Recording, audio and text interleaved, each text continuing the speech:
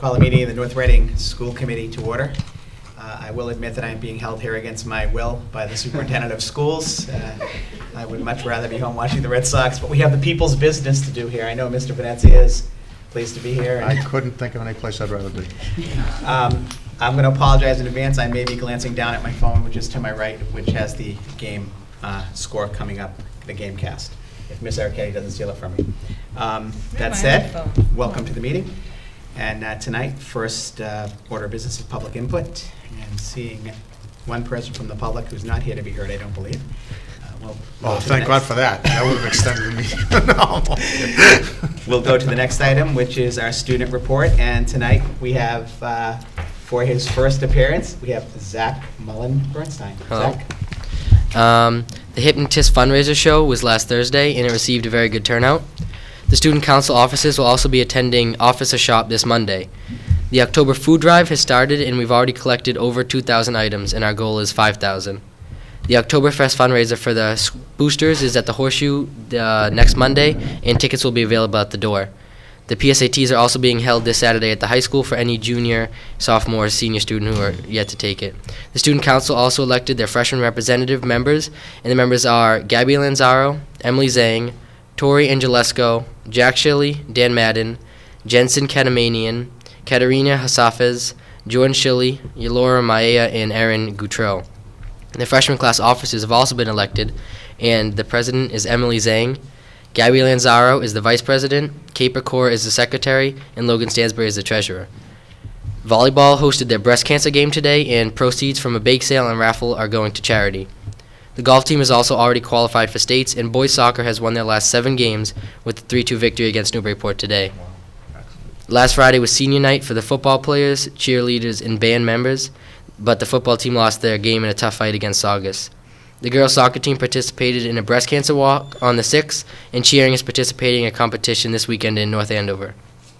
Also, this year's fall play will be an original script, but the title is yet to be announced. My piece of work is from a lab for my advanced placement chemistry class. The lab was meant to familiarize students with procedures and equipment that we'll be using throughout the year. We had to do things such as measuring density and calibrating a thermometer. Background and conclusion paragraphs were written, and we also had to do questions and a graph. Great job, Zach. Any questions? That may have been one of the best student reports I've heard in 14 years. No, I was actually going to say. Now, do you have to write your own student report? We brainstormed today in Power Block. Because this was the first time you actually had like a little newscaster, sportscaster pizzazz in there with some good adjectives and stuff. Excellent delivery. Very well delivered. Excellent very well delivery. Setting the bar high. Yes, setting the bar high. You play any sports in the fall? Or? Yes, I play soccer. Soccer? I'm on the JV soccer team this year. Are you a sophomore? Junior this Junior? year. The team's doing well. Yeah, we're Yeah. 13-0 so far. Wow. Not Can I bad. just take a minute to make a public service Yes, announcement? sure. I just want to remind everybody who might be watching that on October 20th from 1 to 4 p.m., they're having a 25th anniversary celebration for the Hillview Country Club. I think, as everybody knows in the community, that they've been great benefactors for North Reading, not the least of which was Ipswich River Park and certainly the turf field. So I think, for the last 25 years, I know George Stack has been on the commission since 1988, and they had the committee that was put together to take the Hillview. So certainly everybody that uses Ipswich River and everybody that uses the turf field, please think about coming out on the 20th to help celebrate the 25th anniversary. Any other questions or comments from Zach? No, Zach did bring a copy of his lab report. Okay, pass that around. See if we make some corrections. to Yeah, I was this. going to say, Jerry is an expert in chemistry, biology, so he can probably help you out with that lab. What do you think, Karen? Yep. Oh, this is good. That's a digital picture, just so you know. He brings one that he's got all check marks for everything right on it. that he did it right? Yeah. They're still using the red pen. Very good. Okay. Pass that along down to the end, and as soon as we're through, you don't have to stay for the whole meeting. You can. But your mother does. Yeah. Right. But great job for your first time. Thank you. Very good. That was Appreciate you excellent, coming in. really. Thanks, Zach. Cool. Nice. Excellent job. Very well done. Welcome to our team. Nice job. Welcome. First meeting. Welcome.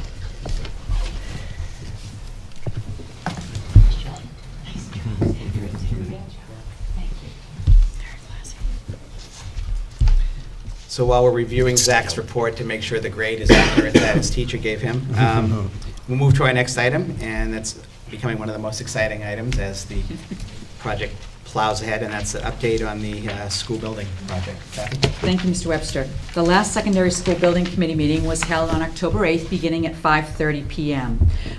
As far as the construction update is concerned, last week was safety week on the construction site, and there are over 200 trades that are currently working on the site. It's incredible. On Tuesday, October 8th, the former student parking lot was turned back to the school, so we now have more parking available at the high school. The wastewater treatment slab will be placed in 2 weeks. Excavation on the team room building will begin before Thanksgiving. The paving of the main parking lot will begin in October and continue through November. The berm at the back of the parking lot will be seeded. The brickwork continues around Building A, to be followed by the installation of windows. It's amazing to see how fast that brick is going up. The skylight cover work is also underway. The auditorium is being framed, and the stage is starting to take shape. There's backfill material going down in the gymnasium, to be followed by a slab on grade in about 2 weeks, and that pour will take place in 3 different sections. 2 sets of stairs are installed, and drywall installation has begun on level 1 of Building A. It will move to level 2 and then down to level 0.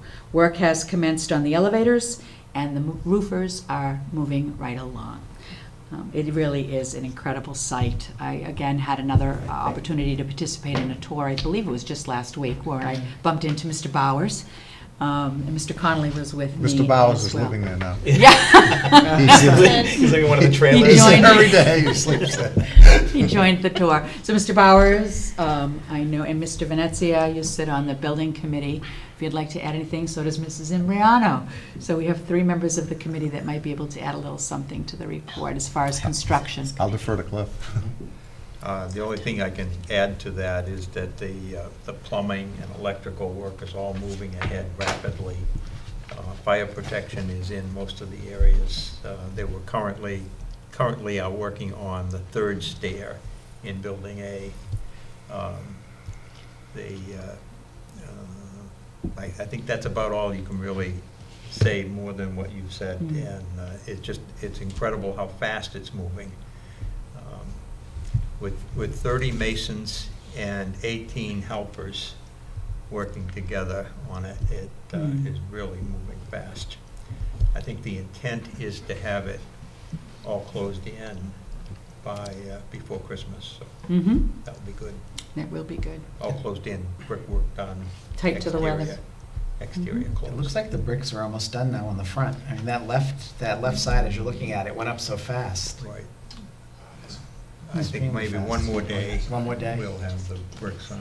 And are the windows on site yet, or? Windows are all on site. They're on site. And the skylight is, They're working on the skylight now. They have the crane up there, and that's what they're doing, yeah, putting the top Oh, of the skylight putting on. it together on the roof Yeah. and put it in place. And as fast as it goes, when you see them working on the brick like they have been in Building A and then moving over to B and C, Right.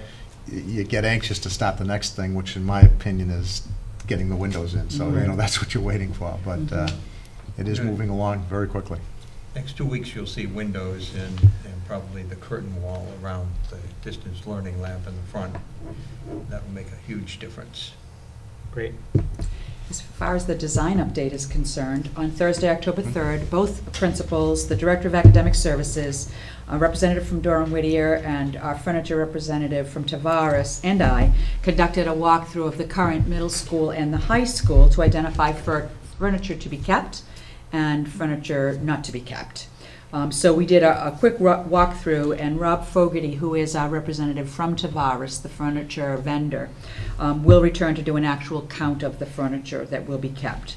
So the FF&E process is well underway. Curriculum specialists have worked on developing their materials and equipment lists. Those were turned in today to our designer, who will then turn them over to the furniture vendor. We have a meeting coming up on October 18th, this Friday, to make some final furniture selections and to review those equipment and materials lists with Durham Whittier and Tavares. So again, the Director of Academic Services, the two principals, and I will meet with professionals to take a look at those. So FF&E is moving right along. Kathy, Yes. what will happen to the furniture that is not going to be kept? Are we doing anything with it? There's salvage language that's part of the contract, so we'll be talking about just what that looks like, that we have to hear more about what those specifics are, but I think there are several options, and so we'll be getting into that this coming Friday. But I know it's typical that you either have an auction for the community to come and take a look at what materials they might like that we're not transferring to the new facility. It's also not unusual for communities to donate to third world countries. So, but I have to see what's in the specs for the bid that went out to see what salvage will take place. Great. I think it's interesting with this project, it's following along the, kind of the same timeline as the original middle school project, reading in the transcript every That's week on interesting, the every 50 week years on ago. the front of the- And I think they finally, I think it was the last issue, they last finally decided that 50 or they'd go ahead to build 60,000. for it. They awarded the contract. For how much, 1.5 million, Bob? 1.5 million. And I think they were 1.5 held up, million. Bob, over what, 30 or 50,000? $60,000. 60,000, yeah. they were But held out of up for- 1.5 million, Held that's it up for a, months. Yeah, yeah. so I guess we've had some inflation over the last 50 years. Just a bit. And on that note, at the last SSBC meeting, we did approve some invoices after they were reviewed. We did also discuss a request by residents of PBD Court to install a fence to block out noise and dust during construction. There was lots of conversation regarding the wastewater treatment plant construction, and most of the construction that caused the noise and the dust up to this point is done. So the committee voted to revisit their request prior to the demolition of the current high school, which is again down near Peabody Court, to so they'll review that when these same issues come up again. Yeah, I think just to make it clear, at this point, there really isn't going to be much, if any, construction in that area for the Right. next, or at least excavation, and there will be the building construction will of be the going up, I wa- think. wastewater treatment Yeah. plant, but there won't be any, a lot of dust and, No. No. so that's why at this time, the committee decided, once we start demolishing the high school, the dust is going to start flying in, and at that time, before that happens, they will revisit the issue. Although it's my understanding, even during the demolition, they do an excellent job of keeping the dust and the debris down while they're doing the demolition, but we'll certainly reconsider it. Right, right. Any other questions or comments on the school building project? The next meeting is scheduled for tomorrow, Next next week. Tuesday, October 22nd, beginning at 6:30 PM in the high school mod cafeteria. Okay, next, we have the school district technology capital plan. So tonight, our Director of Academic Services, Dr. Patrick Daly, and our Director of Finance and Operations, Michael Connolly, will make a presentation to the school committee with some preliminary information regarding multi-year plans for technology capital improvement across the district. And it does take into consideration what's taking place at the middle school, high school, but also takes into consideration increased access at the elementary schools, the infrastructure that would be needed to provide a coherent system across the district. So once this presentation is done, it will be important for the school committee to engage in a conversation about the vision for proceeding with including capital improvement projects on the school district plan. Great, thank you. So what Patrick and I did, we put together just a very quick PowerPoint presentation, and there's a hard copy in front of you, and it is a two-sided document.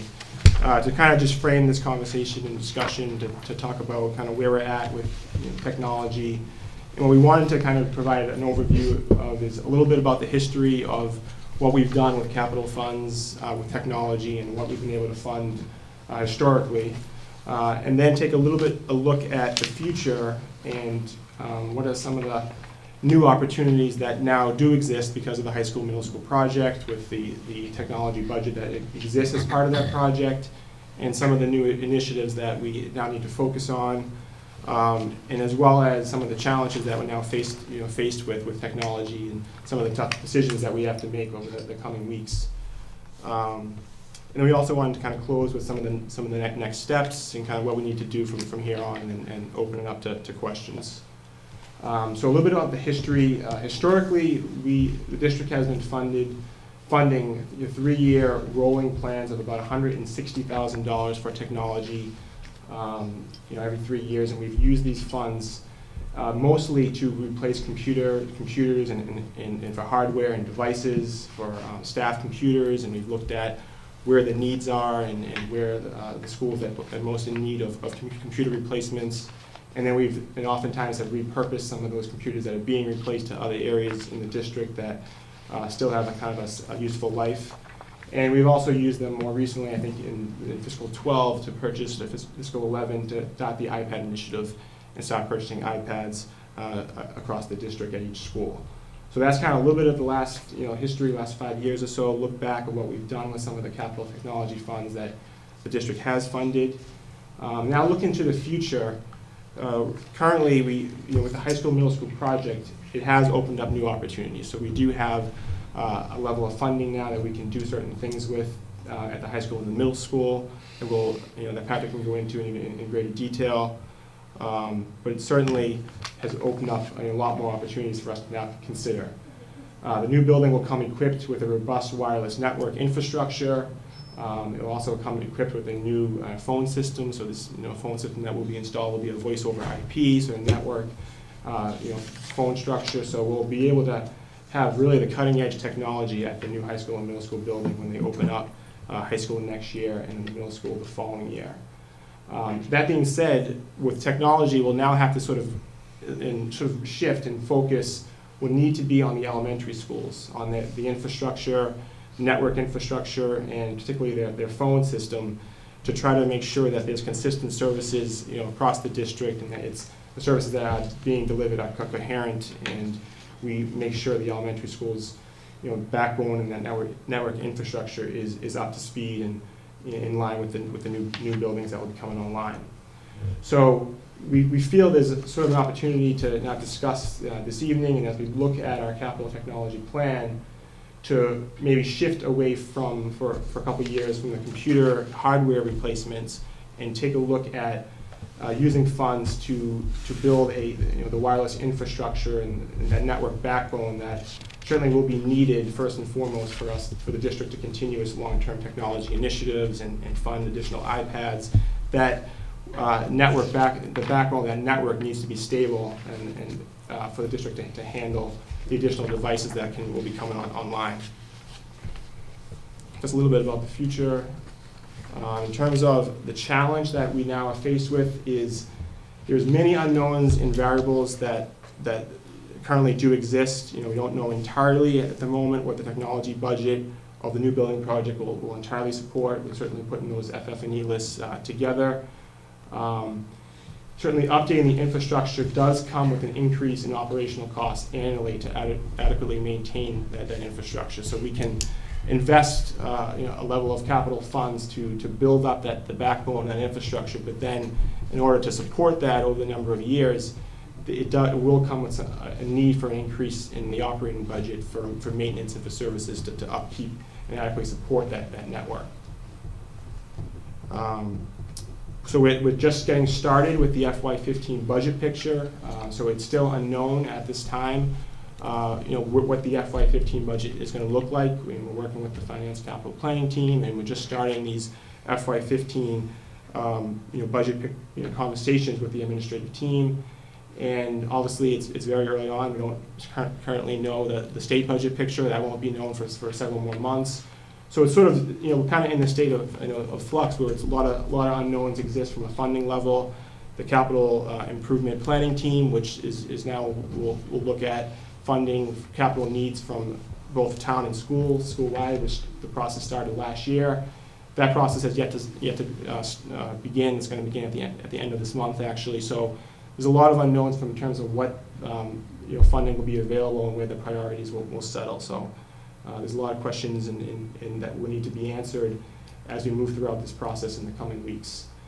But we do know one thing that is certain is that certainly currently, because of the middle school high school project, that a lot of these projects and the initiatives that involve the network infrastructure at the elementary schools and the phone systems at the elementary schools do need to be looked at now to see if there can be economies of scale, efficiencies, and savings can be realized. So with the opening of the new buildings, high school, middle school, we'll be bringing in these new systems, and is there an opportunity to realize some efficiencies and some savings if we try to kind of roll out system-wide at the elementary schools at the same time. So that's why these questions do need to be looked at and explored, and that's certainly what Patrick and I and the administrative team have been doing over the last several weeks.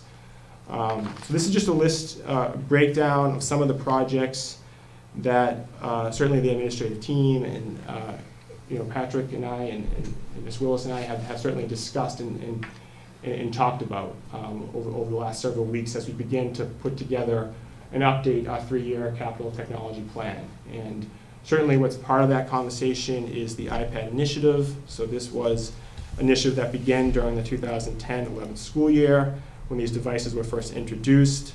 And this request was part of one of our priorities during the process last year. So this is certainly still part of the conversation, and there would be a request that would purchase an additional 5 iPad carts, in one for each school. So it would be continuing with that initiative. So that's certainly part of the conversation, and we're in the process of, as we look at these 5 major projects that we've discussed, is trying to develop the priority, prioritizing them at this point, continuing to research and discuss these options to see where what the cost impact is, and sort of from a timing standpoint, what's feasible from a funding standpoint as well. So professional staff computer replacement, that's certainly something that still needs to continue. The bachelor's school, and speaking with Patrick, is certainly in the most need of computer replacements next year, so that would be a priority of our 3-year plan going forward. Their computers many of their staff computers date back to 2006, and so they would certainly be a priority in this plan and have been part of our conversations in recent weeks. The student information management software, this is sort of a new request that we've discussed this year. We've talked about it a little bit, but we certainly feel there's a need to investigate new information management software and see if there's a need to update our current system. Although it's certainly been doing the job over the last several years in the district, it does have limitations. It has become a little bit more complicated to continually to comply with the new state reporting requirements for student data and staff data, and with teacher evaluation cycle coming on board. There's other systems out there that a little more sophisticated and can kind of do all in one package, and that our current system has some certain limitations too. So Patrick and I have been meeting with several vendors over the last several weeks, trying to get all this information put together, and was certainly something that we need to start to look at and consider as we look at this plan. These last two are the items that we've already talked about, and I think we need to discuss upgrading the phone systems at the elementary schools. So we continue to look at that. These are in the stages of meeting with not only a consultant on the project and seeing what information he has available, but also talking with our current provider, Verizon, and trying to determine, does it make sense, given that the new building will come with an updated system, to try to do it all at once and try to invest some funds at the elementary level at this time. Speak just for a moment. So thank you, Michael, for bringing all these up. Just to be clear, a few years ago when we first presented, I think we were at the Batchelor School, we talked about, Michael's referring to the backbone, we talked about the infrastructure, and we talked about 2 pieces of that. One was the technological infrastructure, building up a wireless system that was robust enough to hold 30 iPads streaming video. That's totally different than anything we'd ever had before in any school in this district. We had spot wireless where 1 or 2, maybe 3 computers could get on, but having a class of 25 get on is a whole other story. And so the other piece of that was the infrastructure of our technology team, which we have in part of our NFPS 2016 plan. For this year, we were to add a director of technology and part of a digital learning specialist. When we readjusted, we added a second position for digital learning specialist, which is great. And those 2 people, Joanne Coughlin and Helen Kelly, are helping the almost 1/3 of our teachers now in the district are a part of our iPad initiative, sort of an intensive 3-year pilot to see how we're using technology in the district. It's really what I'm hearing from people still sometimes is we all know how to use iPads now, because when it first came out, we got them, we were among the first to have them. but we know how to use them, but it's how to use them with kids. And so really trying to keep that as a slow moving, as opposed to just handing one out to everybody as we saw in Los Angeles, then you take them back 2 weeks later because people don't know how to use them. We need to have the professional development, the technology support, as well as the wireless infrastructure and the professional development. So we are still moving ahead with our iPad initiative. When that, I know that the committee, when we presented last year, this committee and then also the town committee was very supportive. It wasn't able to be funded. We did have some generous donations from parent groups and PTO. So instead of getting the 30-pack cart that was for a whole class of students, our plan B were some 10-packs. So what can you do with 10 iPads? That was one of the questions we've looked at. But what you can do a lot. You can't do a whole class, but you can differentiate. 10 students can be working in small groups. You can then work and concentrate here, and you can move around. There's lots of things. We can pull 2 10s together and do a class of 20. So there's lots of things we've done. So we've really sort of done a good job this year of adding some additional carts at each building. We are, about the wireless infrastructure. When these new buildings open, we are going to have the capability of running. It's not going to happen in every classroom, but you could have 30 students on doing things in a classroom in every single room. In our elementary schools, we still have hotspots. And so what we would love to have is both buildings completely, we'll call them lit up, so that every single space is lit up. That's what Michael and I are exploring right now as far as a cost.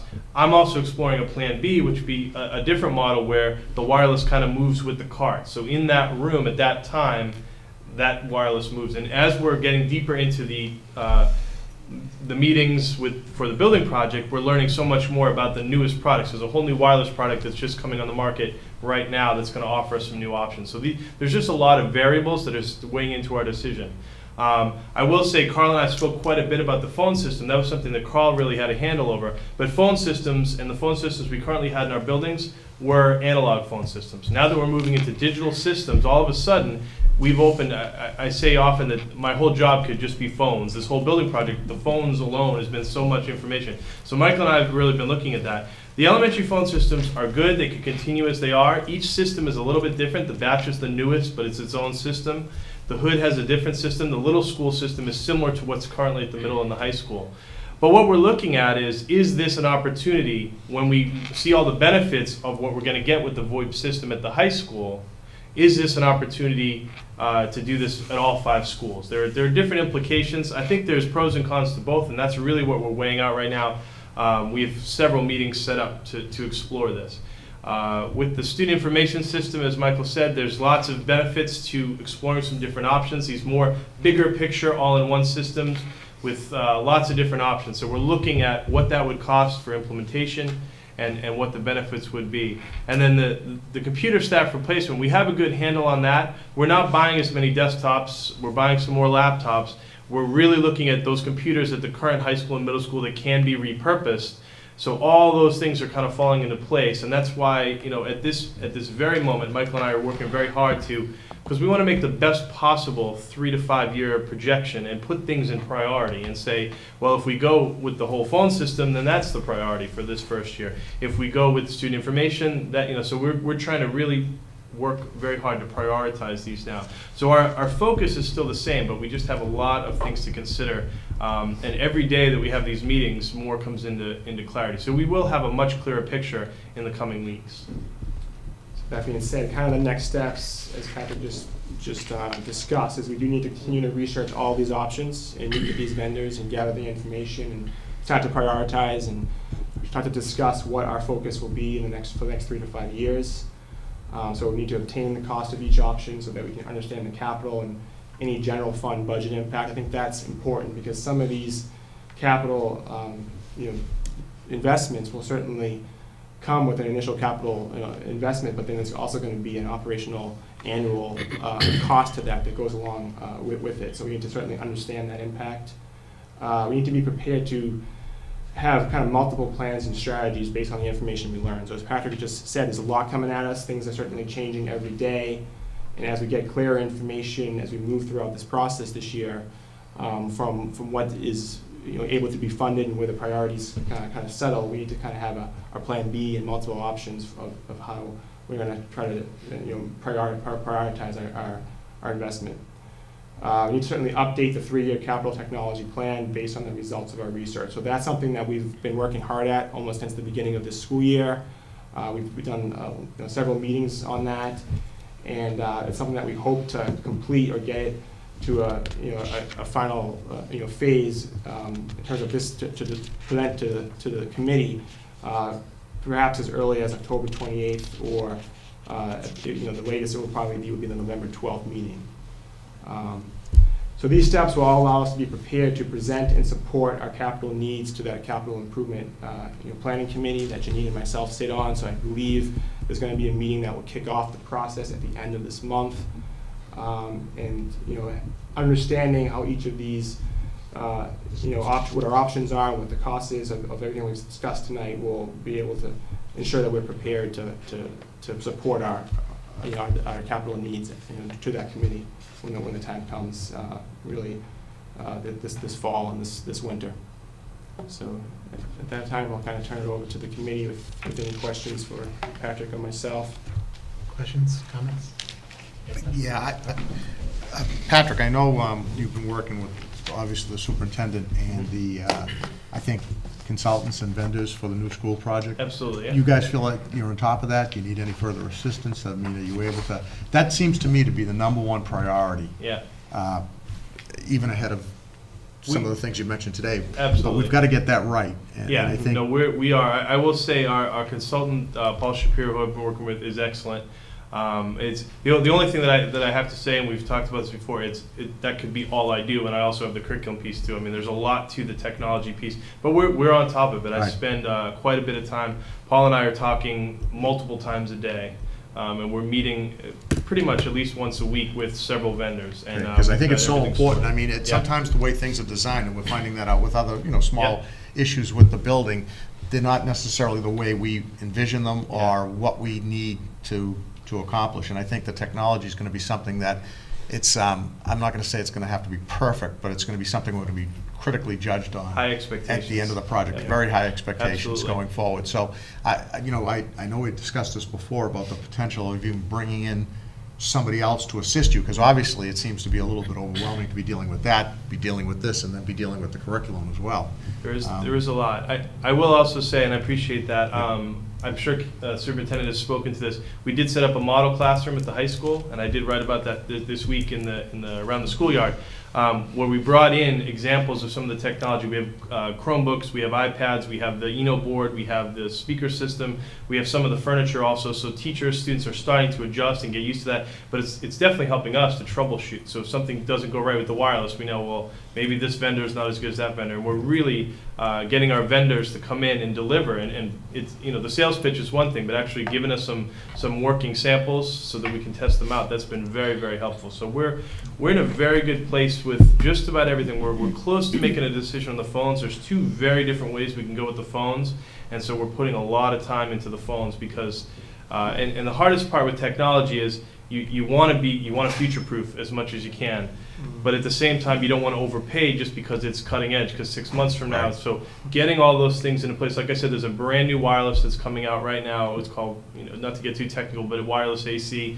Many people are familiar with. We want to make sure that we have devices, because the way I'm planning it, everything in this building, we've put in extra, because they say, are you 1-to-1? I say, we're not 1-to-1 right now, but I want 3-to-1. I mean, that's, everyone's going to have a phone, a tablet, and a computer. I mean, that's the way we're planning it so that it's future-proof. Are you getting input from the staff? I mean, people like, Joanne Coughlin, people Absolutely. like that, because they're the ones that are going to be. Absolutely. We have our tech team that's very much involved, our whole technology team. We also have a technology committee for the district that's been meeting to move this in, and we're also collecting data from all those teachers that are using that model classroom, giving us direct feedback about what they want to see. Thank you. So absolutely. Are you convinced that we're going to be able to get everything that we need for that building with the budget we have for the new building? We will. It's going to be amazing what we're able to put in there. It does go quickly. It's amazing how quickly it goes. About $1 million goes very quickly when you start pricing this out. But I think we're going to come so far. I mean, from what we currently have, I think people are going to be very impressed with the devices that we've been looking at. So far so good in the model classroom. People are very happy with the technology they're using. Great, thank you. Yes. Did you have a question? No? I have two, Go ahead. only two questions. Go ahead. What phone systems are you considering? Number one, sorry, I ran a survey call center for years, so. Sure. Short telephones are fun. Yeah, so we're looking at two very different systems. I mean, actual brands, there's different No, I brands just- that we're looking, but Yeah. basically we're looking at a system that is voice over IP. One of the major considerations we're looking at is, do we have a system that's on-premise, which has a larger upfront cost and less yearly cost? But that system that we're having, keeping in district, one thing is, it's now a computer. And so I really would need to consider devoting at least part of the time of one of my technology staff to run the phone system, because you can't not have your phone system. The other piece that's gaining momentum everywhere, it's funny, 6 months ago people said this is what's coming, I don't know if it's ready yet. Now they're basically saying this is the better option, is a hosted system. So the phone system is actually off-site. There's all kinds of benefits to that. The plans, the costs are off-site. If there was a hurricane, something went down here, all your calls can be rerouted. There's so many benefits to that. The thing, and it's a less of an upfront cost because you don't have any hardware on your campus, but there is a larger fee every year. So part of what now that that's coming to be more of a reality, that's really what Michael and I are looking at is, if we don't bring the other 3 elementary schools online, what does it cost to keep them running what they're currently running, and what's the difference? What's the cost of all 5 schools coming on? What's the cost of, so we're really looking at different technology. Then when you get into the on-premise, there's different lines, there's PRI, there's SIP lines, there's, part of what we hear is that some school systems are not doing certain things, and my question to the vendors is, well, is that because school systems traditionally don't have the backbone that we're going to have in this new building? I mean, we're going to have a lot of capabilities, so schools might not go a certain direction because they don't have the capabilities. And it's just continuous ongoing conversation. So those are really the two big factors. We are closing in on a decision, but we do have a little bit of time with the building project to do that. We're very, very tight. Paul's very, very good at keeping an agenda every couple of weeks saying, let's review. So we're looking at making these decisions by the late February, March, looking to April, and getting that all set to go.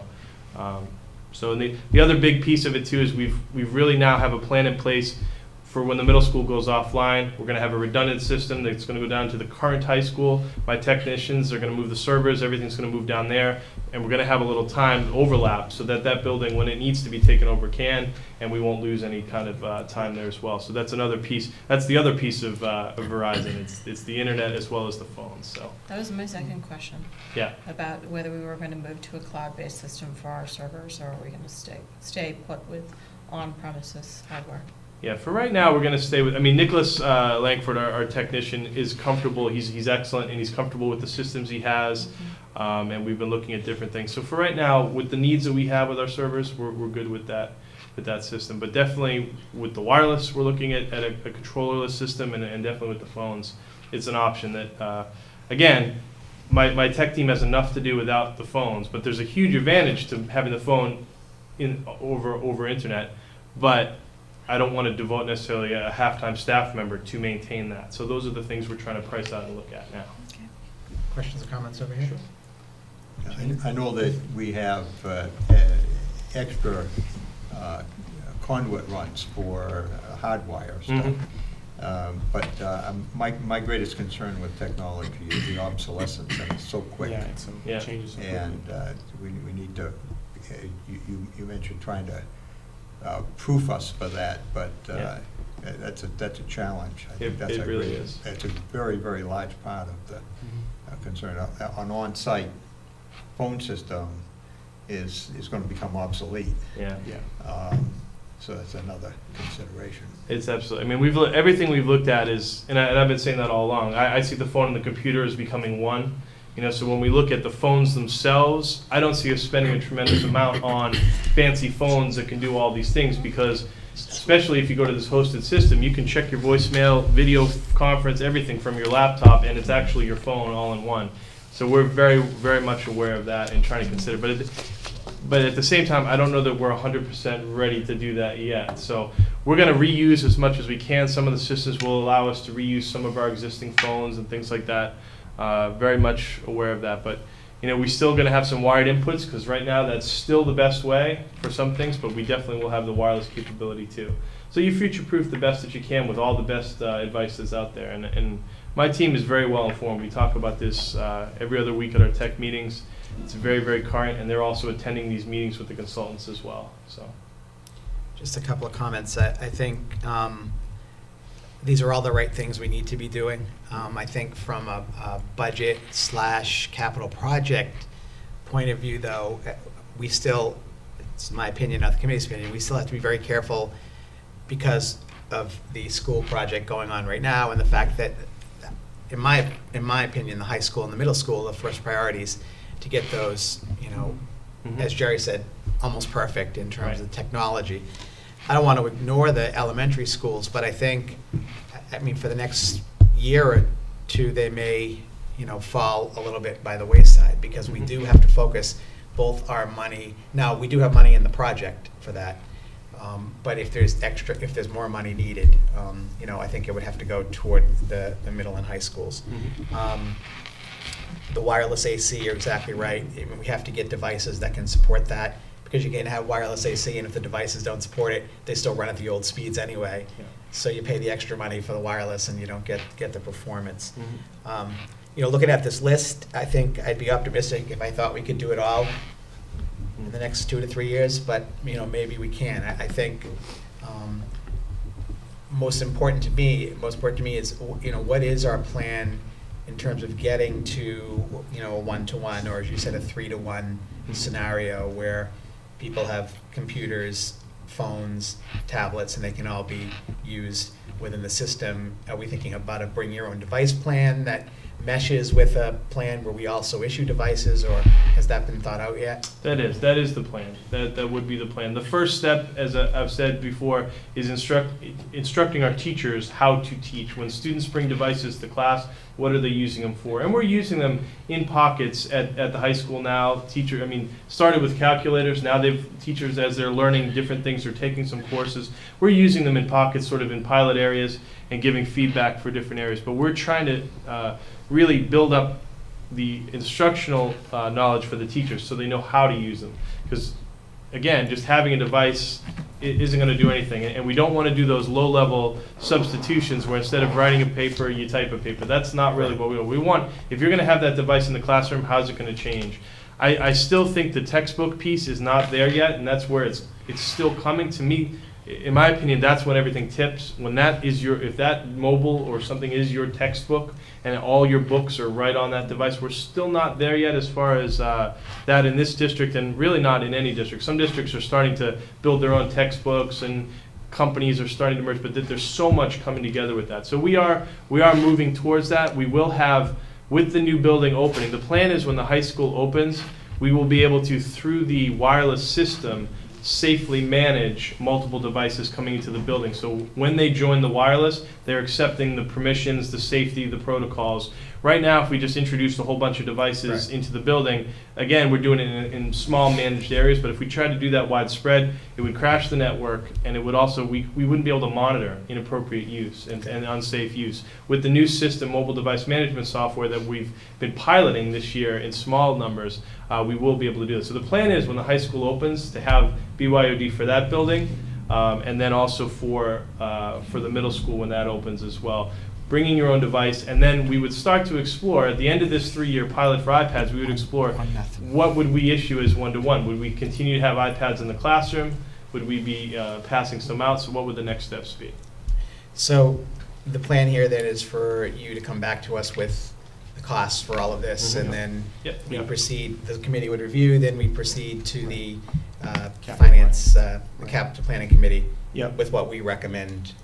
Exactly, forward. yeah, Okay. we've been putting these numbers together. We think we're gonna get a lot to get answered over the next couple of weeks. So Okay. we hope that October 28th could be the date we come with some more concrete numbers to present. And then, facilities and vehicles replacement will also be part of that, capital 3-year plan that we'll present at that time as well. And we certainly hear your recommendations about the elementary, and we'll take that into consideration. Yeah, that's It's helpful. really, if doing that now saves us money even on the high school building. Doing all 5 might save Yeah, us that's- money sure. on the scale. So Sure. that's part of what we're exploring at this time. Economies of scale. The systems are good enough to continue for me. I don't want to say that they're not. Right. So I want to be clear on that. Karen? Thank you. Sorry, he only said questions and then he changed to No, I comments. said comments. So I was holding my comment, I'm sorry. That's all right. I just have a couple comments. One is that as uncool as it is to focus on the information management software, I completely understand the burden of reporting. We talk a lot about the impact of that on our overall personnel budget and also the systems and the how much you have to learn. With the new educator evaluation system, I'm very, very concerned about reporting and just the tremendous amount of data that we have to collect. I think that's a strategically important investment, and it affects every student. Second, that's probably why I'm supporting the information system is, to me, my top priority on this list, is that it affects every single student in the district. iPads only affect certain groups of students. The elementary improvements affect the elementary school. I want to at least spread the wealth in some way, and I know that system will touch every student because we'll be able to track students longitudinally over the course of their work. I think the only other priority setting measure I would think about is the alignment with student achievement and whether or not any technology investment we make is going to directly be aligned with student achievement. It's harder for me to see phones, apart from catastrophic disaster management, being as important in that context. I think as a committee, we've really worked on our goal of trying to realign ourselves towards student achievement over time. I think that's one really very important piece to that. The other just final comment I'll make is that I'm really invested in how we engage our parents in the technology conversation in the district, and I find other constituents actually contact me because I don't have any kids, so it's a little different hearing from different people, but they do talk to me about just not feeling like they're empowered around their own students to understand the technology they use at school and to be able to support them, particularly around cyberbullying and being vigilant and understanding what their kids are using in terms of devices. I would like us to think about the overall impact of how we train our teachers so that our students are really empowered, but also how we affect the wider community in using technology. It's really very important to me personally, but it's also, I think, incredibly important to creating engagement and communication with our parents. I think some of them feel a little incapacitated by how much stuff is out there and understanding what it is and how to use it. So, sorry about that. Technologies. I will say that part of our plan with the digital learning specialist is to have parent nights. So that's, Great. just so they can come back to school and use some of the technology that their kids are using. Part of one of the uses of our model classroom as well. Come learn about what some of this technology will be. So that's already in the works for this year, but it's a great suggestion. I think as well. it's a community-wide thing. And I would also say, just when I look at the budget numbers, I would really like to understand the impact of adoption as it relates to the staff time for training and also deployment of all of these different systems. Because we know there's a cost. We might not see it or think about it as a way to predict what investment will be best over another, so that would be really helpful. Very good. Anything else? Okay, thanks. Thank you very much. Thank you very much. Sorry, he's still I know. You might want to announce what the score is. Just so you I know. believe the Red Sox won 1-0. They did. Yes. This is excellent news. It's excellent news. Thank you so much. Now I can proceed in a good mood. That's a You huge. were in I a put my great phone mood. away. I was in a great mood. Huge but now I'm in a win, bad huge mood. win. Huge win. Huge win. Okay. Next, Michael, again, we have the fiscal year. Thank you, Patrick. Thank you, Patrick. Thank you. Thank We you have so the much. fiscal year 15 budget goals. Okay, so in your packet this evening, what Superintendent Willis and myself have done, put together was we actually met and reviewed fiscal 14's goals, and then reviewed some of the school committee goals that were discussed during the workshop and that were recently adopted. And then we looked at NRPS 2016, and we tried to come up with the recommended budget goals for discussion this evening. And what we did was we included a breakdown of those, and any new goal or change, there wasn't too many that we changed, but any new goal, we actually highlighted that in red. And just so you can kind of understand where we started from and what we focused on last year, the FY14 budget goals are also included in your packet as well. So you should have both documents. Right. And initially what we did is we actually combined what was your focus number 1 and 2, because we felt really what's guiding the district at this point is NRPS 2016, and implementing year 3 of that. So we felt it was appropriate to combine that first and second goal from 2014, and we added a second bullet there to hire identified personnel that is part of that NRPS 2016, and certainly the digital learning technician and coordinator is certainly part of NRPS 2016 in year 3. We then moved on to the commitment to maintain and upkeep of school facilities. So that remained the same. We did add or change a bullet there to just plan for the impact of the new high school and account for any increases in operational costs as a result of the new building. So that's something that we've been discussing. It's been, and certainly will be very important that we also kind of get that right. So along with the technology and the FF&E list, we need to certainly, as we look at the FY15 budget, understand and appropriately plan for and budget for any additional operational costs. And that's certainly those lists are have been, a lot of work has already gone into that, and we do have a lot of that information, but there will certainly be a need to sort of firm up those numbers and work with the consultants and the OPM to as we start this budget process. This was a goal of yours. This is number 3 that we did add, and we felt that this is something that will be a focus during the budget process this year. It will be an evaluation that certainly myself will be working with Ms. Willis on as we move throughout this school year, and we're certainly Ms. Willis and I are already developing a timeline of certainly key tasks that need to be completed by certain deadlines. And that was a goal of the committee, and we felt that should be a budget goal as well, because it does have a budget impact. The fourth one is what we talked about tonight, and that was certainly a focus from, that was part of of last year's as well, is that need to certainly update the 3-year capital improvement plan for school facilities and technology. So you heard a little bit about where we're at with technology. Certainly myself has been working closely with Wayne Hardiker on the school facilities, capital improvement plan, and we plan to bring this forward at an upcoming meeting. There was discussion at the goal workshop, and that there should be as part of this process, it would be helpful if we put together, certainly an understanding of the various state and federal educational mandates, and really had a better understanding of their budget impact. So those have been increasing certainly every year.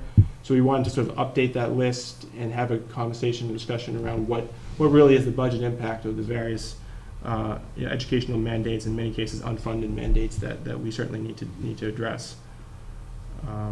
The remaining goals now numbered, the numbers changed slightly from 14, but the remaining goals 6 through 9 focus on reviewing and restoring any budget reductions over the years, identify priorities and restoration, exploring the possibility of reducing fees for athletics, extracurricular, kindergarten, and other educational programs, certainly managing unforeseen costs related to special education, energy, and transportation, and then working closely with the financial planning team in developing a school district budget that would be supported by that finance planning team. So those are goals that you've had previously, and we felt those would be appropriate for FY15 as well. Great, so open it up to the discussion. Comments? Can I make one comment? Yep, go ahead. Oh, I'm sorry. No, go ahead. I just wanted to point out that on number 7, it really bothers me that we still say explore this, and we I- haven't done it I for was like just gonna say 30 that. years. I'm feeling like Magellan here. I feel I've like been we should exploring say for 30 years, and there's nothing more to Reduce explore. fees, if it's It's truly either a reduce goal, fees or it's get rid of reduced it. or Yeah, not. exactly. Exactly. Well, I think And I don't see I any think it's chance- either explore it or get rid of it. Right. I don't see Yeah. reducing it as a viable. Yeah, Alternative. I want to do that. I feel we should remove it as a goal because it's unrealistic. It's been on the goals since Right, I since came you to the came. district. It was on And before that. I mean, well it's- beyond that. It's been on, I think, since No. I got on the Yeah. school committee. No, That's it's something 10 that, years. it's something that This time obviously you'd like to be able to do, difficult. but realistically, I don't see how we Right. can do it. I mean, fees are now structurally part of our They budget. are. and It's $1 they're- million. they're part of- Yeah, Or more. and I think it's a Yeah. it's a vision, not a goal. Right. It's sad. I mean, we hope in the future that could be Yeah. real. Yeah, but I don't see in the realistic, next- But not in the near future. Yeah. So you're suggesting that we strike that? Yeah, because it's not realistic, and I think we set an unrealistic. I want to know what Cliff's. I disagree with that. Okay. I think you have to have it as a goal, even though it's not very realistic this year. We need to keep it in there, keep it in play, keep it as a vision, something we need to be looking to get to. And if we don't have it there, then we won't ever, if you don't have a direction, you won't go. Well, how about if I make this as an alternate suggestion? It's not an FY Thank you, 2015 that's- budget goal, but maybe we have a section for longer-term goals, because we're not going to do it in 2015. Yeah. Well, Mel, I don't Right. disagree with what Cliff is saying, but I agree with you, that it's out for this coming Right, fiscal out year. for this year, but maybe And we we maybe have- put it back on for next year But if maybe something we have it changes. somewhere longer Yeah. term, because it should always be a goal, but it's not going to happen this It's year. not We know something we're it. gonna do. So we'll keep that as a longer term. Does that fly with you? I guess I can compromise with that. Okay. Yeah. We should get down to Washington. We could Well, probably get a if I lot. was- If I was in Washington, you The might only not like the other result. alternative is to every year publicly acknowledge that we failed in doing this as part of the budgets. And Yeah. Wow. we've done that every year Yeah. that we've tried. We tried. We've tried to do it. The other thing is number 5, I'm just not sure what the purpose of that is. I understand it's informational, but I I'm not think- sure what the purpose is. For me, the purpose is just to see if we Well, I can know get what an it's- idea of you- what the percentage is. Yeah. Of But is how it much. the unfunded mandates or just mandates in general? Like, Yeah. for example, I would love to know how much it costs for us to spend on a curriculum we have to adopt for the bullying law, which, is a great question. So Or that how much I they- know, How much is it costing us for the teacher for the teacher, evaluation the program? evaluation system is to me the most crazy thing, and I want to know how much that's costing us, because it's not funded. Yeah, like I said, I'm I just think not it'd be sure the interesting for purpose, the other than public. giving you a platform Yeah, to but- rant about when we get them, I'm not sure. No, but don't you think the public would be interested Yeah. in seeing I that think we need to kind of figure? communicate to the public, this costs this much Right, money. that's what I And want as a for. result, some of the stuff that we were going to implement as part of NRPS 2016 is off the table. Right. And that is very important in terms of constituent service. I think it's good for education So- purposes. Kathy? I know that Mr. Bowers has forwarded information, I believe, from the Suburban Coalition. Yes. That had done some work previously on attaching what they believe to be a cost to an unfunded mandate. Because to do the research is extraordinary, so you need some of these larger organizations to do the research. So if you are coming across documents that have done this work that we can compile, it would be greatly appreciated if they could be forwarded to us. But I believe the Suburban Coalition last updated those unfunded mandates just a year ago, wasn't it, Cliff? A couple of years A ago. couple of years ago? And it was based on data that was a year or so old, because that's all the data that was Okay. existing. Mhm. For me, it's education. The upshot of it is that what it showed was that it's a huge impact. Yeah. And it needs to be dealt with, and although the data is now old, those things haven't gone away. No, they haven't. They're Cost still more. running along, and on top of that, we've got more heaped up on the pile. And so it cost us a huge amount for these things that have bombed in on us, that,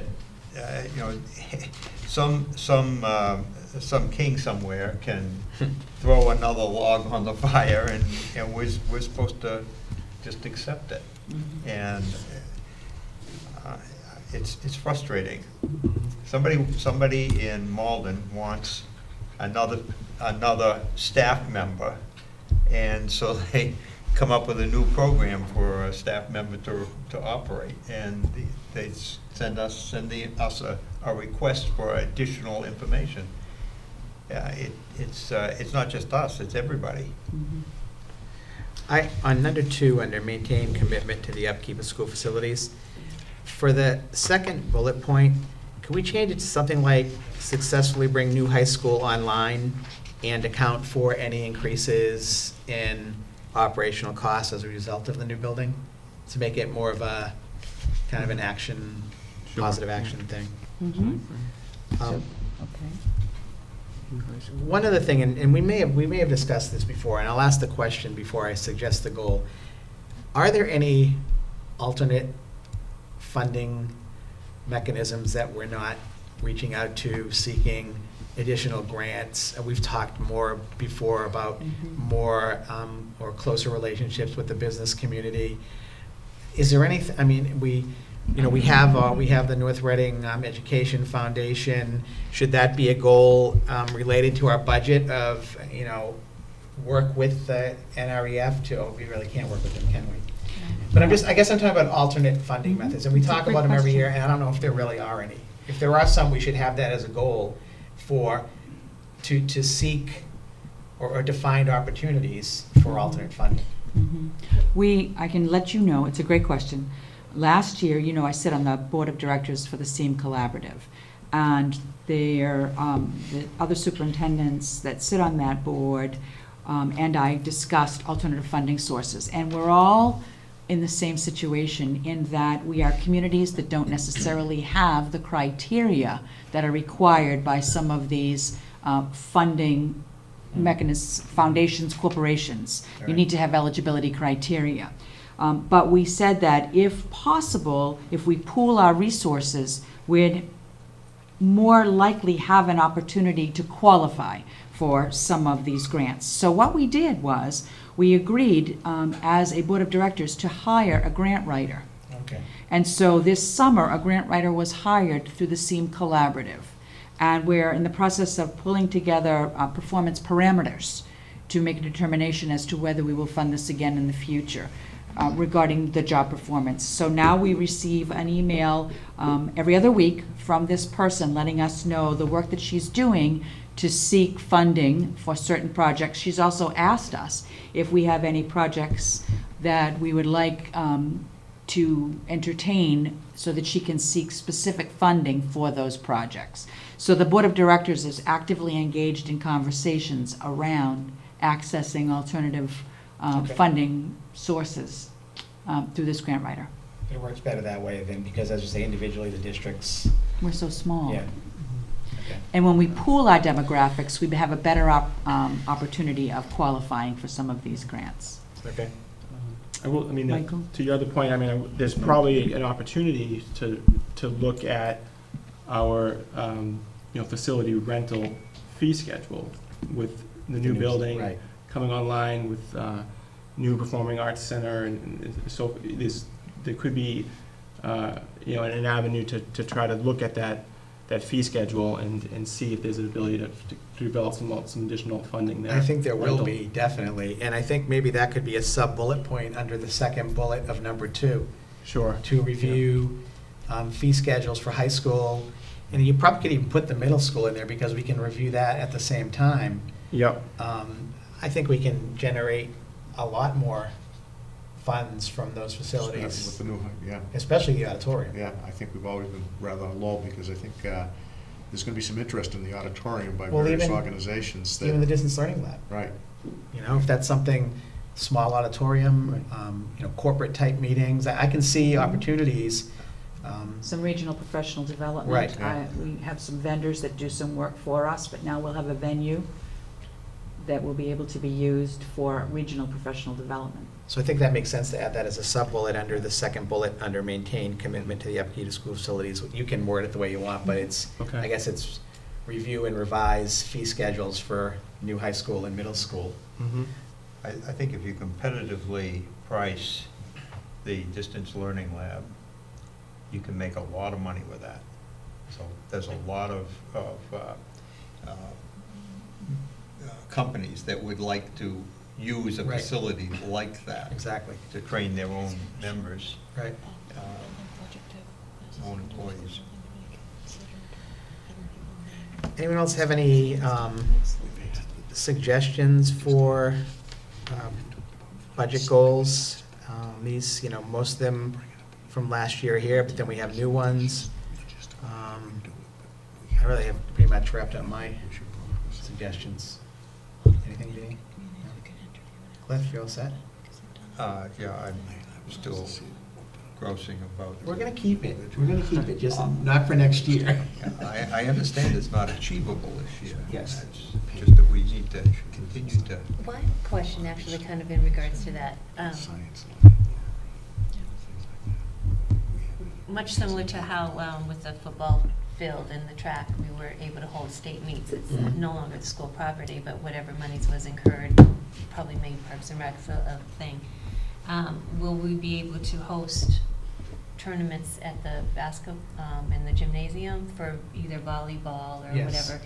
And will that help to reduce the athletic fee, or would that just go back into the? Most of those tournaments, the Right. state takes Right, most yeah. of the money. It's We very don't tough. make much Yeah. money from those tournaments at all. It's a good showcase Yeah. for the town and the school, but Yeah, it's true. my Well, it is for attendance- MIAA, Yeah. for Yeah. high school stuff, but Right. the possibility is you might be able to host some youth Oh, basketball youth basketball tournaments and things tournaments, like right, things that like there, that, that you right. might That comes into potentially the rental fee Right. schedule. get some rental out of it, yeah. Right. Mhm. Yeah. I think we should do weddings. Catering. Yes, Oh, exactly. goodness. Everything's set up. Right, It's everything's set up, great. it's right there. You Make could have lots the, of you could money. have the, we have two sides of the cafeteria. Sorry, everyone was so serious. I had to break it up. I like that idea. Anything else? We need to vote on this? We need to vote on this next time or this time? No? Okay. Would be good. So I'll accept a motion to approve the fiscal 2015 recommended budget goals as amended. So moved. Second. Motion by Cliff, second by Karen. Further discussion? All those in favor? Aye. Opposed? Unanimous. We'll bring back a revised Yep. copy at the next One school one committee thing, meeting. and I know I pretty much asked Carl to do this every year. Michael, if you could give us a good indication when you come back with the goals of how much we actually collect in fees from the families, including pre-K and K Sure, yeah, tuition. absolutely. Because I know there was a time a couple of years ago, we were actually talking about trying to offer free full-day K, which the state was offering a grant, but then the grant goes away pretty quickly, and we have to Right. assume all of the costs. Right, yeah. So, Mhm. and they had considered that in Reading, I believe. Did they implement it, or? They actually tried to open up a kindergarten a building, a new building, and it didn't get voted through, so Oh, they're still investigating it. Oh, okay. It was sort of tied to opening up a new building somewhere in town for Okay. kindergarten and early childhood center with kindergarten preschool. Okay, thanks. Okay, next we have school trip, North Reading High School Student Council trip. Kathy? Yes, this is the annual request from the Student Council to return to their Massachusetts Association of Student Councils State Conference that's held in Hyannis. It's the same place where Mass Association of School Committees will be meeting in November. But their conference is in March 5th to the 7th. It's held annually, and it provides students with motivational and educational experiences. They attend workshops on leadership. They network with other students from across the state, and they're also celebrated for their accomplishments. So in your packet, I included the letter from Amy St. Arnaud, who is the Student Council Advisor, and she noted the number of students that will be participating this year. They are anticipating 12 students with 2 chaperones. The cost of the trip will be about $350, but they are actively fundraising to defray the cost of the trip. And as I mentioned previously, they celebrate student leaders, and last year, the North Reading Student Council won 2 council-wide awards and 2 individual awards. So the attached document to the letter from Ms. St. Arnaud gives you an overview of the annual conference agenda that will be implemented over the 3 days. Just to make it clear on the cost, this isn't something that's mandatory. It's a voluntary thing. That's correct. It's not something we make all students attend, and it is a lot of money, though. I'm assuming much of it is for the hotel costs. Yes. Well, that trip does include the van rental that they Oh, right. use, Okay. the accommodations, the workshops, and all of the meals, except lunch on the way down. Okay, so it covers all meals, too. Okay. The only thing I'll say about this package is the thing that I found really amusing was the entertainment on day 2 has a semi-formal dance and swimming together. I was like, wow, Is the I'd love dance to in the see pool? that. Kind of like It's a Wonderful Life? Remember I when thought they- maybe it was an Olympic sport of some kind, but I think this is a great experience, and every year that they've done this, I think they come back and they share a lot of Yeah, really good great stuff. experiences, and they learn a lot, so I think it's very worthwhile. I think it would be better if it was a semi-formal dance and synchronized swimming, Yeah. because then you have Who the knows? music, you have the dancing. All right, so Yeah. I will be be happy to make a motion to approve the student council going to the MASC State Conference in Hyannis. Second. Motion by Karen, second by Janine. Further discussion? Hearing none. All those in favor? Aye. Opposed? Unanimous. Thank you. Next, we have negotiation teams representative appointments. We have a number of contracts up this year, like all of them except for the teachers. Yes, Correct? that is correct. And as you did in my first year in the district, you identified, I believe, 2 members of the committee. No, 1 member. One. 1 member to sit on each of the negotiations teams. Some of them I will attend, some of them Micah will attend. And we also invite other of our administrative council to also participate on the negotiations team. So, Mr. Chair, I'm not quite sure I'm how not you'd quite like to sure go either. about. I mean, I guess it is good, especially for the newer members, so Janine, for you to participate, I would say, in maybe working with some of our smaller groups, organizations to get some experience. Secretaries, the cafeteria workers, so that could be complicated this year because we're going through a review of the system. Right. It takes, the problem with all of this is that it's mostly during the day. It is. It is during the day. Because of the individuals that are involved, food Right. service workers. Normally, they're 3 to 5, sessions of 3 to 5 in the afternoon, or 3:30 to 5:30, or, 3:30 to 6. You try not to go much later than that. Food service are sometimes a little earlier. Right, because they get out a little earlier. They get out a little earlier. So their representatives can be available. First, I'll ask for any volunteers on any of these. I would say that on the paras, we could have 2 people on that, because it's a pretty large group. They have 5 or 6 representatives from their side, if I recall the last time. Yes, they did. And I would not object to us having 2 people there, which would be a good situation for Janine. I think, Karen, you whispered that to me, because then Janine could be with, someone who's a little more experienced on that, Mhm. who's been through some negotiations. Mhm. So if you'd be interested in sitting in on that one, I mean, it's up to you. No, I mean, I always welcome the ability or the opportunity to learn, so yeah. It's time consuming, It is. but it's a good thing to go through, because you never know when someday you're gonna be negotiating with the teacher's contract, which is the big one. So if Janine wants to do that, anybody else? I'm sorry, I missed. Who, Janine with with Paris? Paris, yeah. Did you have a second? Oh, do we have to have a Karen. motion, or do we No. just? No, I I think she's meant, asking for a second Oh, person. a second person. was Oh. there I didn't hear if there was a second person. Is Cliff? I sat last time on the custodians, food services, and secretary. Right, On okay. all 3 of those, and I'd be happy to do it again if Fine with nobody me. else wants to do that. I don't serve on any committees. I know it's during the day, but I'm not doing anything, and it makes me really, really crazy. So- So I would be happy to be on the paras. So you and Janine. Since I did it last time, Paris. yeah, Oh, yeah, and I feel right. like I have You- a good Right, one. right, So okay. I think I can do that. So one. Karen and Janine on Paris. Okay. And what did Cliff just volunteer for the rest? Custodians, food service, and secretaries, I really wanted to do it, but if Cliff, I'll defer to Cliff. Well, if you really want it. No, I'll defer to him. So custodians, Broken up food inside, services, huh? secretaries, so that's it, right? Yep.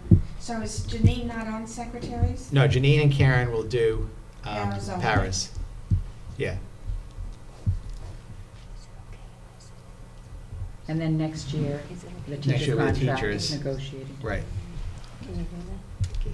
And it's also good having 2 on Paras in case one of you can't make it. But I think 2, because they bring 6 or 7 people. They're very good about scheduling. They also have an attorney. Do you want me to back up Cliff on those, seriously, if he can't be there for one of Yeah. those meetings? Jerry will be the backup for Cliff on. He's living at the school.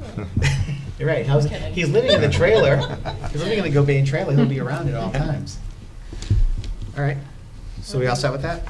Thank you. Great. Just have to remember to wear shoes instead of boots. Yes. Okay, next, minutes. Can I give you my vote, too? I can't approve these. You're on your own. Correct. The one thing on the minutes, the only thing I have a question on is on page 2, under C3, 2014 Park Field Test. The last sentence said, "No reply has been received regarding the exemption request from Pearson." Wouldn't the exemption be from the state, not from Pearson on the park test?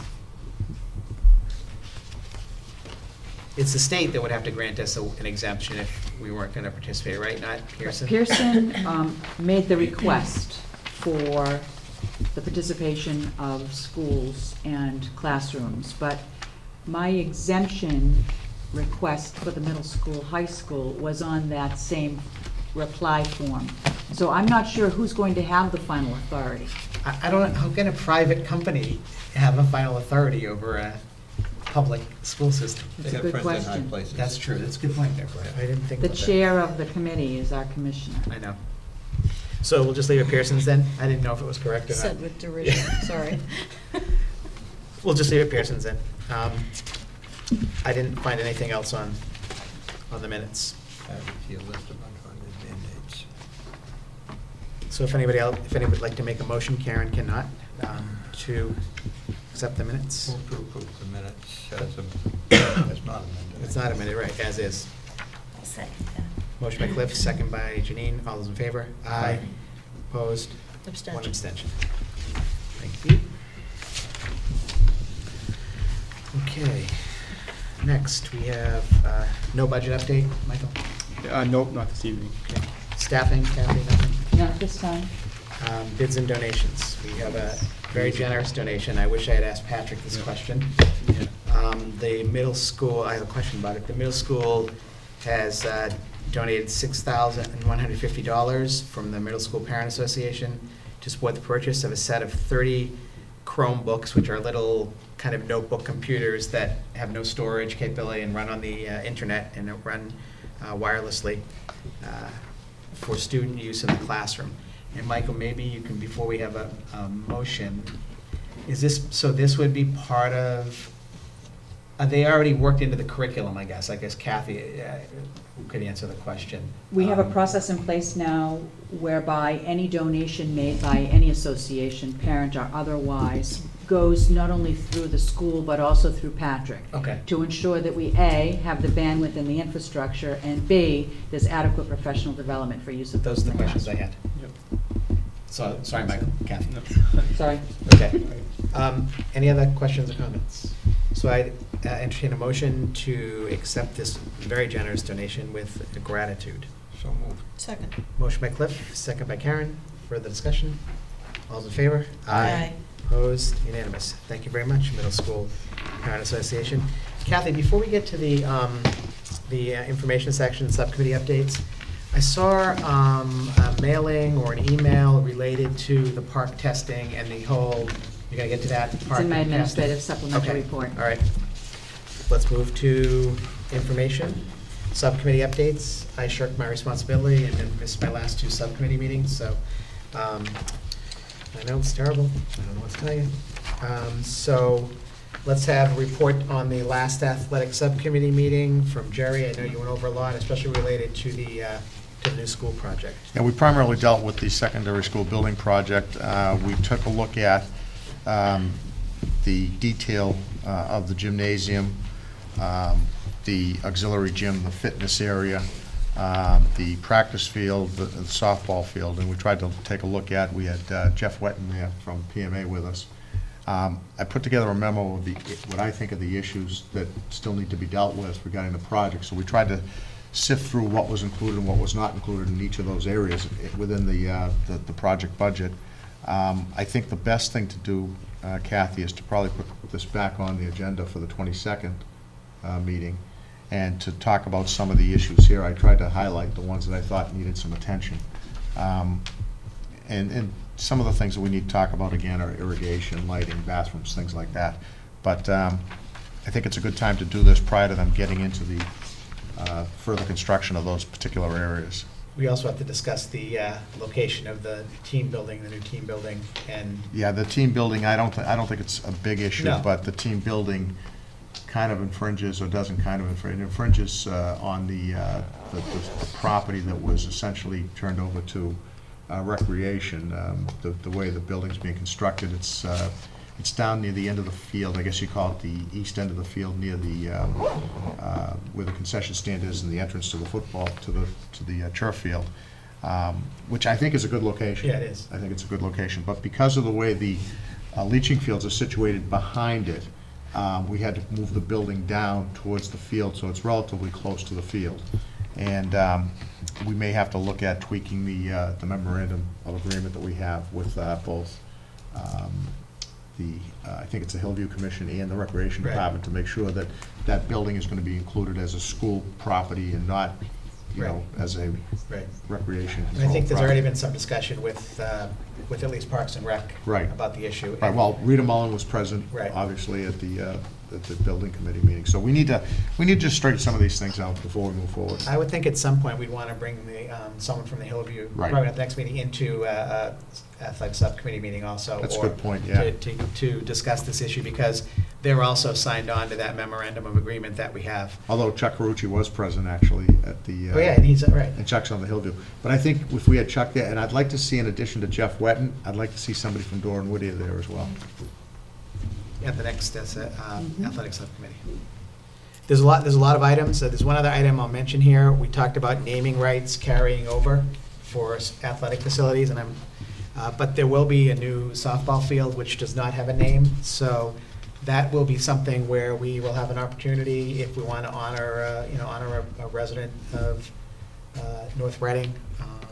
We will have that opportunity to do that with the softball field. Or if because- somebody were willing to make a generous Or donation. exactly, if someone was willing to make a generous donation. Because there are areas that we need to, Yes. deal with that aren't necessarily covered under the existing budget. Right. Right. So, So these will be discussed at the next athletic subcommittee think- meeting, and then we'll bring back here with, more information in terms of. and again, I was trying to touch on all the areas that I thought, and there's probably a couple more that I've missed here too, but as the facility develops, I think we need to keep an eye on it, because part of the problem is you look at the drawings, you look at the plans, and until you see it actually taking place, you're not exactly sure of everything that's included and not included, so. Okay, Cliff, finance planning? There really wasn't an awful lot discussed. Basically, at this point in the year, you're talking about, the revenue and expenditures and movement of money around. That's pretty much all that really was discussed. Okay. And actually, I told a little fib. I've actually shirked my last 3 responsibilities because I also did not make it to the NORCAM meeting on September 26th. We weren't even sure you came in tonight, you were still on the committee. I mean, we didn't know what was going on. However, I did record the 3rd episode of, what's the name of the show we're doing? Oh, Inside NRPS. Inside NRPS. I did record that show with Superintendent Willis last week. Were It you was a wearing lot a of fun. tie? It's officially No, I didn't wear a tie, but I wore a sport coat. Inside Oh, NRPS. excellent. And Until something better comes up. I was talking to Phil, and he's hoping to get those things revved up pretty soon and on the schedule. So We have 3 shows in the can. we have 3 shows in the can already. The chair's In kind the of gone can. show busy, he's not Yeah. getting his hands dirty anymore. Right, with the meetings, not going to the but meetings. he's- I'm just recording. He's gone I'm recording show television. business. He's a shows. celebrity now. Can't help myself. Okay, any other subcommittee updates? I just want to ask a question about policy. So Yes. who's on policy? Cliff and Janine? Cliff and Janine. I was gonna send all the various social media policies. Oh, that's a good I idea. don't, is there a Dropbox or something I can use to send all the research I did on it, or We set up a school committee Dropbox. can you add me to it, just so I can upload stuff?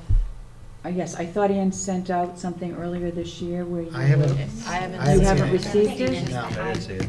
We have the old one that we use for the iPad. No, but- this was a brand, remember at the No. beginning of the year, you had No. asked Okay. for one to be set up? No, I haven't got any. So I'd like to be able to Okay. make sure that everything I've got, because I pulled them all together as part of my dissertation. That would be Okay. I'd awesome like to share have. that with the committee so Yes. they can use it as part of the social media And we'll get guidance. that information And out, because I having know that- it's set up. Because having that would be That would be awesome, great. because you can upload articles. You don't have to and- reinvent it. Right, okay, great. It will be Thanks, she's Karen. good.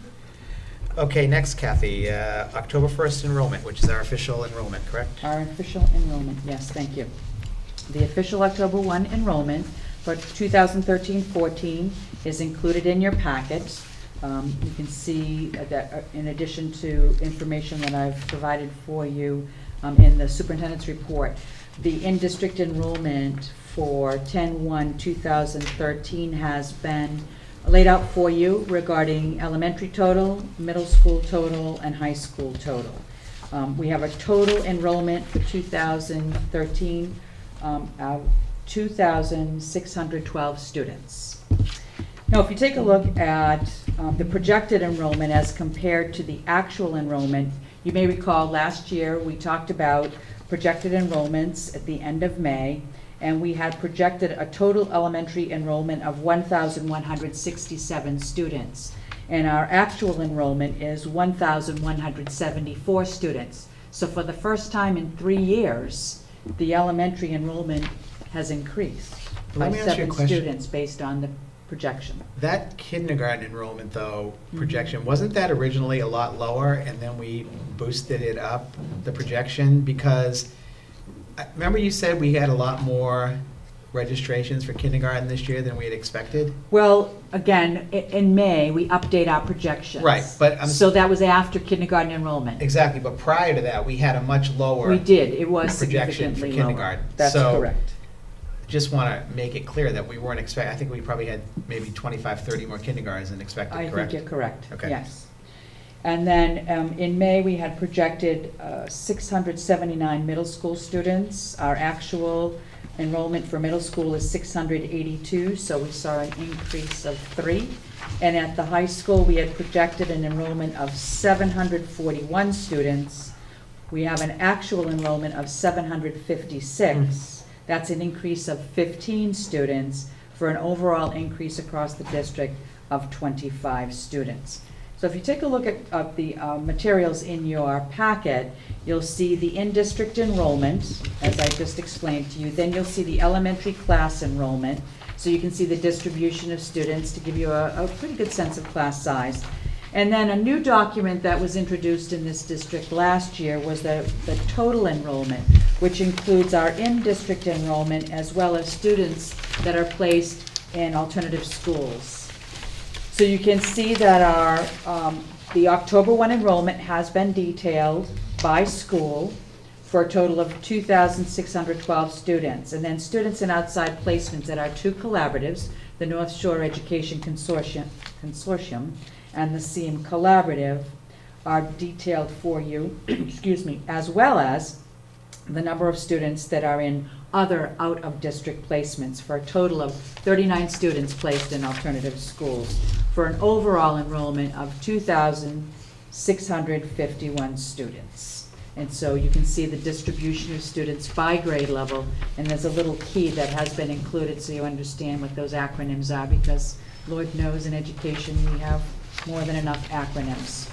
And then finally, you've seen this document before. This is the October 1 historical enrollment, which gives you an opportunity to take a look at the last 5 years of enrollment by grade level at the elementary, the middle, and the high school.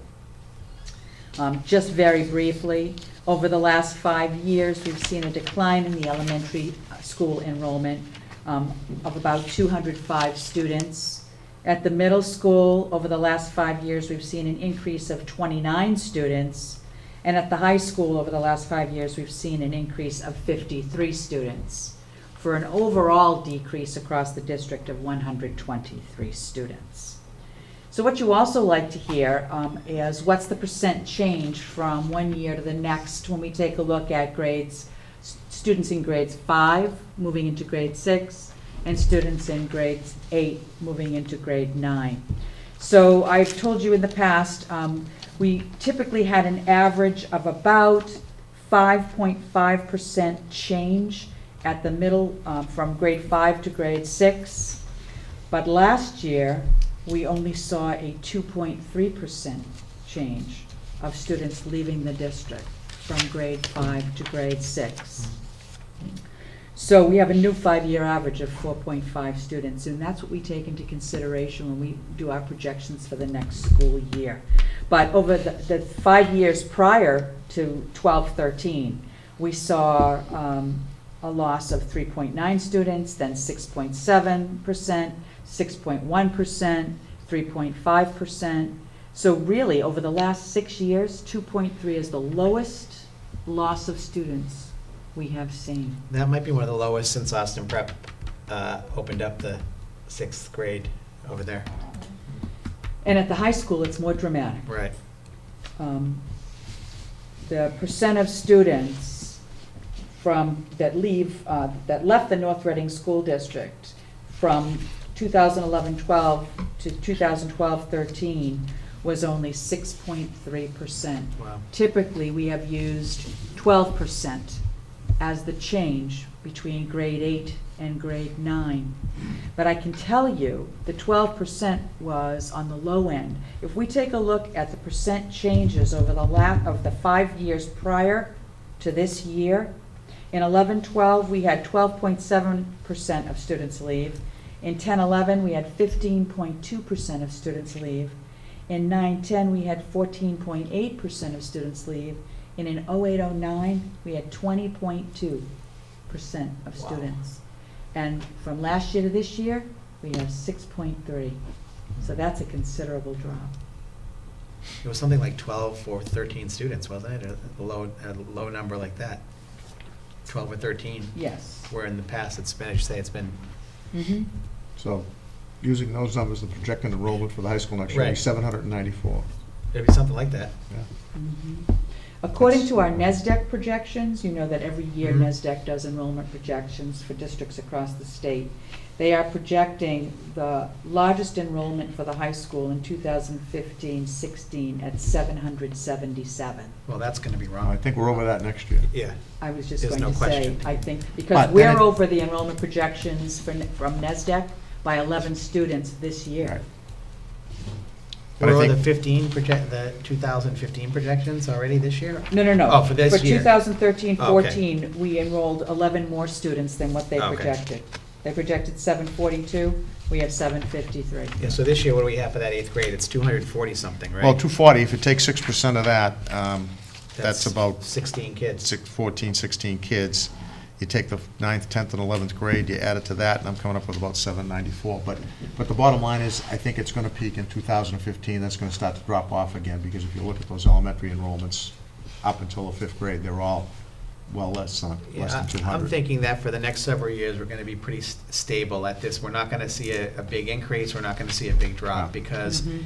there are a lot of families moving in, but they're basically replacement families, you know? They're replacing, if they weren't moving in, we'd see a drastic drop in Mhm. our enrollments. And So- again, this is the first year we've seen an increase in the number of students as projected. Well, I think that percentage going from 8th to 9th grade is a big, that's the number that we weren't counting on, so. Right.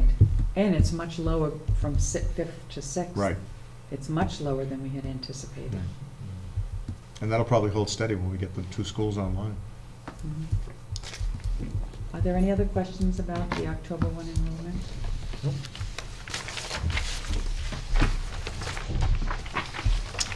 Administrative report. Oh, yes. Could you hand those out, Michael, Yep. please? And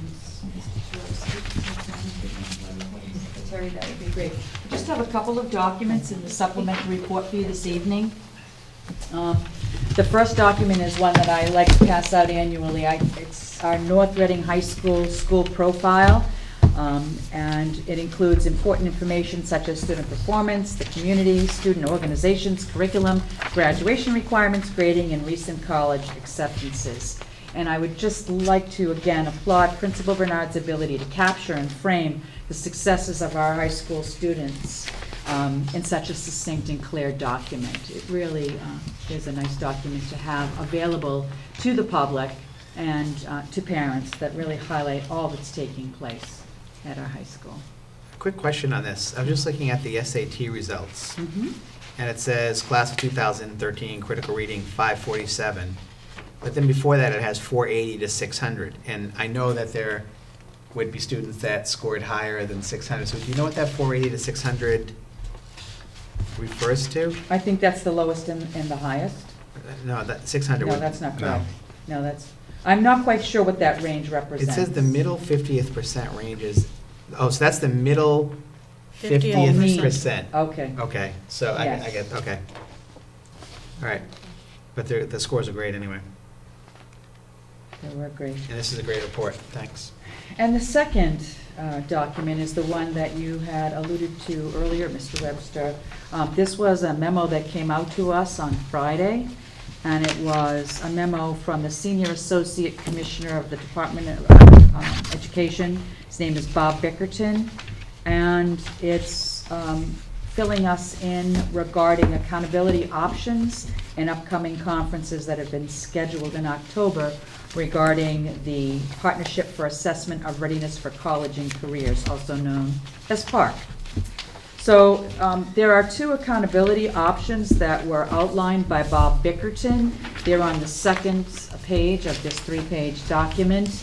But at the end of the day, if you take a look at the bottom, the last paragraph in the section under these accountability options, they're going to be presented to Commissioner Chester, but then he's going to make the final decision as to what, if anything, occurs regarding accountability. And then the second part is MASS, my professional association, is sponsoring what they call drive-ins, not drive-bys.